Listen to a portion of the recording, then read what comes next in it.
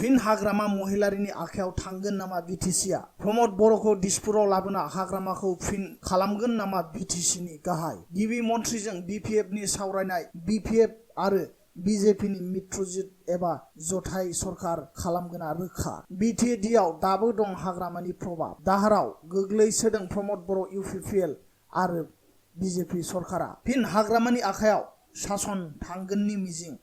दाबो बिटिएडिआव गोहोगोरा बिपिएफ दोलोआ सोरखारखौ इउपिपिएलजों दादोंब्लाबो हाग्रामानि जनप्रियताया दिनैसिमबो खमायाखै, जायनि थाखाय बिजेपिआ बिपिएफखौ होदों मोनसे इंगित। अस्त्र गारनानै बिथाङा गोजोन लाबोनो हादोंमोन बिटिसिआव। मोनसे समाव अस्त्र लाबोग्रा हाग्रामा जातिखौ मोजां मोनोमोन देहा मोदोमै। जिखुनु समावनो बिटिसिखौ जौगाहोनो सम सम लाबोदोंमोन गुबुन गुबुन जौगाथायनि मावबिलाइ। जिखुनु प्रकारै सोरखारखौ एबा सरकारजों थाफानो कंग्रेस गारना बिजेपिजों लोगो लाना सरकार दानो नाजादोंमोन हाग्रामा महिलारि बिथाङा। हाग्रामा खुलायै बुंदोंमोन जि दलाव सोरखार थागोन बेजों मित्रजुट हिसाबै थागोन होनना। देरहासार जादोंमोनब्लाबो सोरखार दानो हायाखैमोन।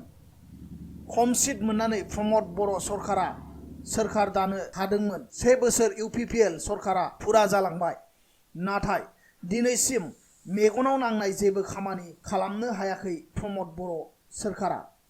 दायो बिटिसि गाहाय जौगानायखौ गोजानावनो दोन, रांखान्थि एबा सोरखारा दाहाराव सोलिगासिनो। गुबुन फारसेथिं खौथि खौथि रां होनो दं थिकादारफोरनो बिटिसि सोरखारा। थिकादारफोरनो प्रमद बर'खौ दिसपुराव लाबोना हाग्रामा महिलारिखौ फिन चिफ खालामनो नाजादों रायजोनि बिजेपि सोरखारा। ओरैजाय सरकारनि पक्षआव थाग्रा बिपिएफआ नारा नाथा जुजिदों बिजेपिजों मित्रजुटआव फैफिननो।